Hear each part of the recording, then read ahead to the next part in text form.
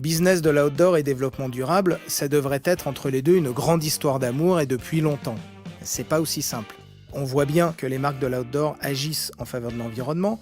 Ça va de la pure communication, du pur greenwashing, comme ce duvet recyclé qui fait 3 fois le tour de l'Europe et 2 fois le tour du monde avant d'arriver sur nos épaules, à des vraies actions concrètes, comme prolonger la durée de vie des vêtements ou supprimer certains produits chimiques. Pourtant, la vraie question à se poser, c'est est-ce que le business de l'outdoor est fondamentalement compatible avec le développement durable? On ne peut pas dire fondamentalement oui. Le modèle économique de l'industrie outdoor tel qu'il est fait aujourd'hui, c'est pas compatible, clairement. En théorie, oui. Dans la pratique, je vais dire pas vraiment. On est un peu en train de scier la branche sur laquelle on est assis.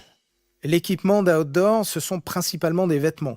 L'industrie textile dans son ensemble représente 10% des émissions de carbone dans le monde. C'est la deuxième industrie la plus polluante après le pétrole.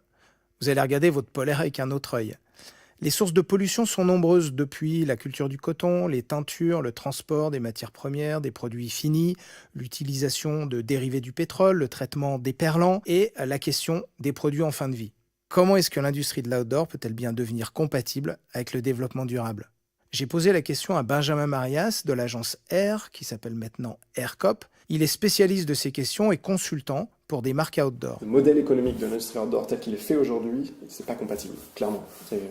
C'est pas possible. Produire autant de produits à l'avance, les transporter à l'autre bout du monde, les vendre le plus massivement possible, ne pas imaginer la boucle inverse, ne pas imaginer tous les impacts associés à cette activité-là et se dire on fait que de réduire, ce n'est pas suffisant. Aujourd'hui, la plupart de nos actions se résument à réduire l'impact des PFC. On va réduire l'impact carbone de l'utilisation de tel moyen de transport ou tel moyen de transport. Mais en fait, on est toujours dans la réduction. Et cette réduction-là, vis-à-vis du nombre de produits et du nombre de personnes qu'on est sur cette planète, en fait, ça ne suffit pas, ça ne suffit plus. Et donc, c'est comment aujourd'hui on passe d'un modèle de réduction d'impact à un modèle de création d'impact positif dans une économie, du coup, plus régénératrice ou régénérative, ça dépend comment on le prononce. Donne-nous un exemple alors concret. Ground skis. Je ne sais pas si tu vois ce que c'est, ground skis. C'est des skis qui sont faits à partir de chanvre et de bois, cultivés en Italie, fabriqués en Allemagne. Et le ski, en fait, est régénérateur au sens où le chanvre capte plus de CO2 que le ski en émet, la fabrication du ski. Et donc, en fait, on n'est plus à réduire l'impact CO2 du ski. En fait, là, le ski permet d'absorber du CO2 par le chanvre, par le bois qui est contenu à l'intérieur. Donc en fait, c'est cette économie régénératrice ou régénérative qui nous permet de dire aujourd'hui que oui, on pourrait trouver une compatibilité entre outdoor et développement durable si on change le modèle de réflexion et le modèle de production globale. Mais ça, c'est une échelle, c'est pas que l'industrie outdoor, c'est une échelle mondialisée, quoi, ce qui est nécessaire de changer. Oui, c'est possible, cette vision de dire on peut s'engager et mettre au cœur de son modèle économique une dimension écologique et sociale, ne pas l'oublier. Mais le problème, c'est que ça va trop lentement par rapport à la croissance du marché. Sans vision, en fait, on continuera dans le chemin qu'on est, on entretiendra le système dans lequel on est. Donc c'est cette vision pour un monde meilleur, cette vision pour un monde plus régénérateur, où on arrivera à s'en sortir. C'est un mot important, il faut que tu apprennes à le prononcer. Il n'est pas facile, Il n'est pas facile. Mais parce qu'en fait, il est clé dans l'approche, et on peut l'appliquer à l'agriculture, on peut l'appliquer à l'industrie textile en général. Je vais reprendre un petit peu de ton café. Est-ce qu'il est bio Bio, équitable. Il est surtout équitable. D'accord, bon, très bien. Non, mais je fais attention quand même. C'est bien, t'as raison. Et surtout la cohérence entre le thème du podcast et ce que tu bois et ce que tu manges. Stuart Shepard est consultant développement durable pour Gore-Tex. Il vit aux États-Unis sur la côte Est. Avant notre conversation, il m'a envoyé un schéma manuscrit avec d'un côté de la feuille le cercle vicieux actuel, plutôt déprimant, et de l'autre, ses solutions. Solutions qui passent par une remise en cause radicale du système et des usages, impliquant bien sûr à la fois les marques et les pratiquants. Nous nous sommes entretenus par Skype et j'ai demandé à Stuart si c'est foutu, quand est-ce qu'on passe à la suite, c'est-à-dire à une industrie outdoor vraiment durable. Je fais le constat un peu amer qu'on est une génération d'écolos et de responsables de développement durable qui ont collectivement failli à leur tâche. Il n'y a pas de radicalité dans les mesures qu'on met en place. On est devenu très bon à être mauvais ou à être moins mauvais. Le recyclage, pourtant, Stuart, c'est concret. Ça marche pas? On a beaucoup de difficultés à recycler. Il y a des initiatives qui sont super intéressantes au niveau des chaussures, au niveau de certains produits, au niveau de vestes, avec des marques qui font des trucs géniaux, mais on est de l'ordre du 1%, voire 0,1% par rapport au volume global. Aujourd'hui, on n'arrive même pas à recycler tout ce qu'on produit en tant que déchets. Donc recycler, recyclable, c'est au centre de beaucoup de nouveaux produits et de présentations de marketing où on te dit c'est génial, c'est la solution, c'est recyclable ou c'est recyclé. C'est intéressant, mais c'est pas forcément la meilleure façon de réduire ton impact environnemental. C'est une très belle histoire à raconter, mais c'est une goutte d'eau sur la quantité de plastique qu'on produit et qu'on utilise. Ça me fait toujours penser à quand il y a une fuite d'eau chez toi, qu'est-ce que tu fais? Est-ce que d'abord tu éteins le robinet ou est-ce que d'abord tu sors la serpillière et tu commences à essuyer le sol pour enlever l'eau qu'il y a par terre? Eh ben, recycler, c'est l'équivalent d'essuyer le sol sans éteindre le robinet. Donc c'est très bien, mais c'est une goutte d'eau dans l'océan. Et pour toi, quelles seraient des actions radicales de l'industrie de l'outdoor pour changer ça? Ça commencerait par quoi? Ça se joue à deux niveaux. Ça se joue au niveau du consommateur et ça se joue au niveau de la marque. Donc sur la marque, il faut trouver une façon de garder le même chiffre d'affaires ou d'augmenter ton chiffre d'affaires parce que je suis pas un écolo radical, on a tous besoin d'un boulot. Comment est-ce qu'on fait pour rester profitable sans toujours vendre plus? Est-ce qu'on fait une course au pire ou est-ce qu'on fait une course au meilleur? Ou bien est-ce qu'on change de business model? Quand tu achètes un vélo ou une paire de skis ou un surf ou un snowboard, tu vas t'en servir 60 jours par an. Ça veut dire que 300 jours par an, ce snowboard, il est dans ton garage. C'est pas le meilleur investissement que tu puisses faire. Peut-être qu'on peut regarder du côté du leasing ou de la location. Stuart a pourtant une solution simple et efficace, garder ses vêtements plus longtemps, allonger par exemple la durée d'utilisation de sa veste. Exactement, de la faire réparer. Et c'est même pas moi qui le dis, c'est une étude de l'université de Cambridge qui dit garder un vêtement juste 9 mois de plus, c'est l'acte qui va avoir l'impact le plus important sur l'impact environnemental de ton produit. Et c'est ce qui va avoir le plus de réduction. Si tout le monde gardait ça 9 mois de plus, ben l'impact serait beaucoup moindre. Si j'avais vraiment à résumer à comment être un consommateur responsable, sans dire écolo ou autre chose, c'est acheter moins, payer un peu plus, et keep it longer, le dernier, gardez-le plus longtemps.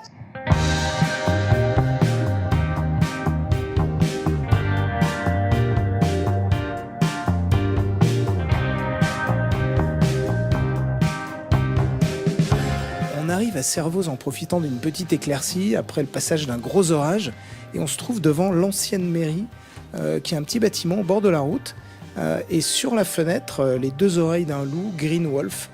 C'est là où travaille Fabrice et c'est là où se trouvent les ateliers de réparation de Green Wolf. Est-ce que tu pourrais nous faire visiter l'atelier? Comment ça se passe? Comment ça fonctionne? Donc là, on est dans la première pièce de l'atelier, on va dire. C'est là où on fait la réception des colis qui nous sont envoyés essentiellement par des marques, parce qu'on assure la garantie textile pour des marques. Voilà, et c'est ici que vont être donc identifiés les colis, identifier aussi les réparations qu'ils auront à faire sur les textiles. Quel genre de textile tu reçois? Est-ce que c'est plutôt des vestes? On reçoit beaucoup de vestes de ski, de pantalons de ski. Après, au niveau des réparations, on a un peu de tout, hein. Ça dépend aussi des marques. Donc ça va du zip central, du curseur, des pressions, des velcro, du changement de protège-car, des déchirures à rectifier, des problèmes de couture. Enfin, c'est très large, des cordons, d'élastiques qui cassent. Et vous traitez combien de vêtements, combien de produits par année à peu près pour nous donner une idée du volume? Je pense qu'on tourne aux alentours en moyenne de 200 réparations par mois. Et puis bien sûr, le gros pic, nous, c'est toute la saison d'hiver, hein, donc de décembre à fin avril. Hein, les réparations se passent dans la pièce juste ici à côté. Là, vous avez des machines à coudre. 1, 2, 3, 4, 5, 4 Oui. machines à coudre. Ah, on a différentes machines à coudre. Les machines dont on se sert le plus, c'est les 2 machines plates à double entraînement. Voilà. Après, on a des machines spécifiques pour faire les points d'arrêt, des partacs. On a une machine canon pour faire toutes les réparations, notamment sur sac à dos, ou tout ce qui est difficile à rentrer, voilà, ou qu'on ne peut pas passer sur les machines plates. Et après, on a tout un poste de tout ce qui est thermocollage, puisqu'on travaille sur des membranes Gore, Sympatex. Donc ça, c'est par exemple pour les bandes à étancher sur les membranes. Voilà, exactement. Tout ça, puis tout ce qui est patch thermocollé. Et tous les travaux sur membrane se font là, un poste pour tout ce qui est pression. Moi, je pense que la plus grande des fiertés qu'on peut avoir, c'est que quand on a commencé, bon, quand on avait 2-3 marques, bon, on en a une quinzaine maintenant, mais c'est surtout l'évolution des marques. Au départ, une marque venait nous voir, elle pensait qu'il y avait que ce petit truc-là qui était réparable, etc. Puis on lui dit, mais ça aussi, c'est réparable, ça aussi, mais ça, faut surtout pas le jeter. Et elle se rend compte, en fait, que tout compte fait, il y a quasiment pas de limite à la réparation. Dans une démarche de développement durable aujourd'hui, et dans le contexte économique et la façon dont est organisé le business de l'outdoor, le meilleur moyen aujourd'hui d'être dans une démarche de développement durable, c'est de garder ses vêtements le plus longtemps possible. Et une étude, en fait, on a participé à une étude avec l'ADEME, justement, qui visait à évaluer si l'aspect réparation était plus intéressant que l'échange, etc. Donc c'était très large cette étude, parce qu'elle touchait aussi l'automobile. Hein. Donc il y avait différents secteurs, dont le textile avec l'outdoor et la réparation des vêtements. Et il est clairement montré que, effectivement, bah oui, plus on fait durer la vie de son vêtement, moins on a d'impact sur l'environnement. C'est ça, c'est aussi simple que ça, quoi. Les athlètes professionnels sont en plein cœur de la problématique business outdoor, développement durable. Ils voient bien l'impact de la pollution sur l'environnement, tout en étant soutenus par des marques, des équipementiers qui produisent du matériel. Liv Sansos, par exemple, est alpiniste. Elle habite dans la vallée de Chamonix. Elle est militante à l'association Protect Our Winters et elle est soutenue par la marque Salomon. Je l'ai rencontrée juste avant son départ pour une nouvelle aventure à base de vélos électriques, de bateaux à voile et de grimpe.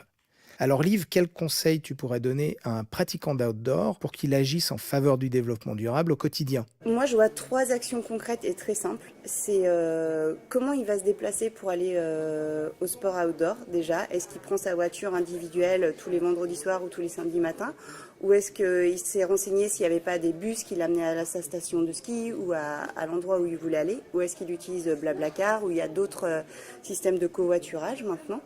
Comment est-ce qu'il consomme? Est-ce que vraiment il a besoin de ça là tout de suite pour faire son activité? Alors on est des sports où le matériel évolue énormément et c'est vrai qu'on a chaque année des produits de plus en plus légers, donc on veut renouveler son matériel. Produits de plus en plus légers et de plus en plus jetables aussi. Alors, on essaye quand même de faire des choses qui se cassent pas et qui durent un peu, parce que quelqu'un qui achète son matériel et qui dure juste quelques mois, il va plus jamais racheter cette marque. C'est évident, les gens ils veulent pas acheter même une paire de gants qui s'abîment au bout de 3 semaines d'utilisation. On se dit, bon, je rachèterai plus ces gants-là de cette marque-là. C'est logique. Moi, je fais la même chose dans d'autres milieux. Et donc, on essaye quand même, je trouve que les marques, elles essayent quand même de faire des produits qui sont pas trop fragiles. Mais c'est vrai que quand on induit de la légèreté, des produits plus légers, c'est forcément à un moment, ça se paye aussi d'un autre côté. Donc, c'est toujours une histoire de compromis. Et après, le 3e poste, l'alimentation et les déchets, en fait. Comment est-ce que je consomme?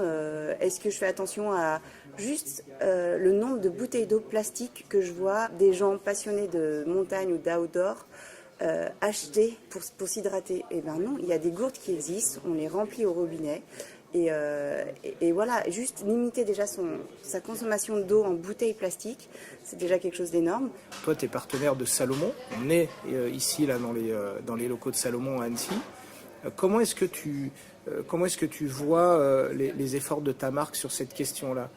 Alors les efforts, on les voit à différents niveaux. On est de plus en plus d'athlètes en fait à demander d'avoir des matières qui viennent de plus en plus de matières recyclées, ou d'avoir des traitements qui soient les moins toxiques possibles, notamment sur les membranes. Quand il y a une vingtaine d'athlètes ou une trentaine d'athlètes, il y en a 25 sur les 30 qui disent nous on aimerait bien voir Salomon utiliser plus de matières à partir de fibres, plus de fibres à partir de matières recyclées et moins de produits toxiques sur les membranes ou sur d'autres...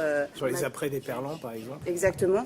c'est entendu. On a fait des essais, on a eu une année des tenues qui avait très peu de produits nocifs, mais nos combis n'étaient plus étanches. Donc on est encore à tâtonner, on est encore à chercher. C'est loin d'être parfait, mais il y a des vrais efforts qui sont mis en place, notamment avec le Play Minded Programme, qui est un programme global qui comporte des actions au niveau de l'entreprise.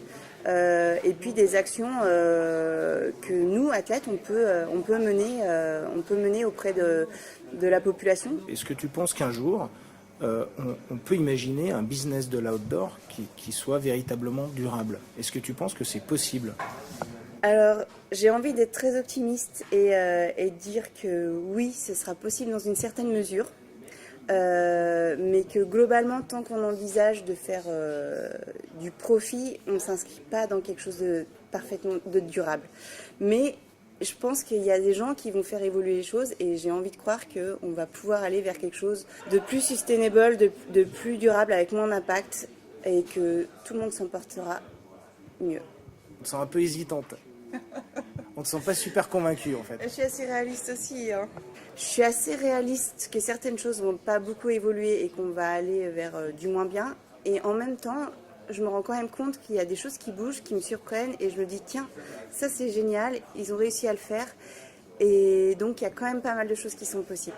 Ça m'est difficile de dire ça, mais on vit dans un monde qui est dans un mouvement qui ne va pas dans le bon sens et qui en plus s'accélère dans ce mauvais sens. Donc là, on a déjà dépassé des seuils irréversibles.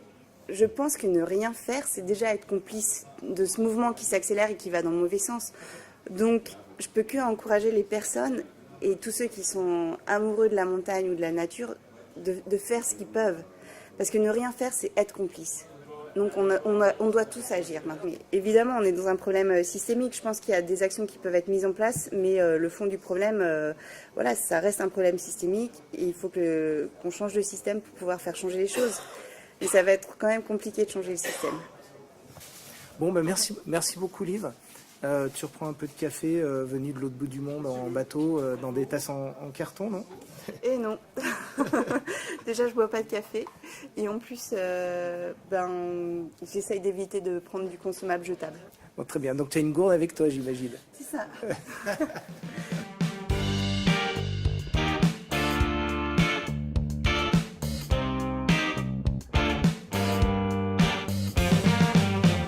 Merci à toute l'équipe d'Outdoor Podcast, Gino de Cizier, Nathalie Écuer, Yanis Lasbatz, Jérémy Rassa, Pierre Sédou et Bruno Bertrand de Salomon pour son soutien à cet épisode. Rendez-vous dans quelques semaines pour l'épisode numéro 4.